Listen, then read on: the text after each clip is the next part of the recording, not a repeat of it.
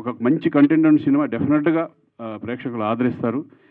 నేను మళ్ళీ చాలా రోజుల తర్వాత మళ్ళీ నువ్వు నా దగ్గర రావడం, నేను రావడం, మళ్ళీ ఇంకో సినిమా చేద్దాం. ప్రేయస్ రావే 2 అని కాదు కానీ, ఎందుకంటే that is land mark film అది నాకు తెలిసి. ఎందుకంటే ఒక ఫిలిం, ఆ ఫిలిం మళ్ళీ ప్రేయస్ రావే 2లు 3లు అనేది నాకు ఎందుకు కానీ, మళ్ళీ మనం ఒక సినిమా ప్రేయస్ రావే కంటే గొప్ప సినిమా చేద్దాం అనుకుంటున్నాను నేను. నువ్వు ప్రేయస్ రావే 2 అనుకున్నావా? నేను చనిపోయాను కదా, నేను 2 ఎట్లా చేస్తావు? దాంట్లో ప్రభు అంతే కదా, దాంట్లో చనిపోయాను కదా, 2 ఎలా వస్తుంది? పెళ్ళే చేసుకోలేదు, కొడుకు ఎక్కడ వస్తాడు రా?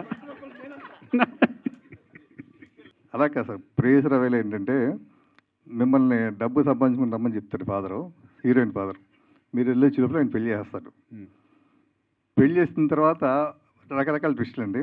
ఇక్కడి నుంచి ఇంకో కోణంలో అయితే ఎలా ఉంటుంది అని అలా స్టార్ట్ అవుతుంది సార్. మనం రేపు కూర్చొని తీసుకెళ్ళి మళ్ళీ డెఫినెట్గా చంద్రమహేష్తో నాకు అంటే ఇప్పుడున్న మా దీనికి మంచి కంటెంట్ ఫిల్మ్, మంచి కాన్సెప్ట్తో చేస్తే బాగుంటుందని నాకు అనిపిస్తుంది. డెఫినెట్గా నేను చేస్తాను, మనం చేద్దాం.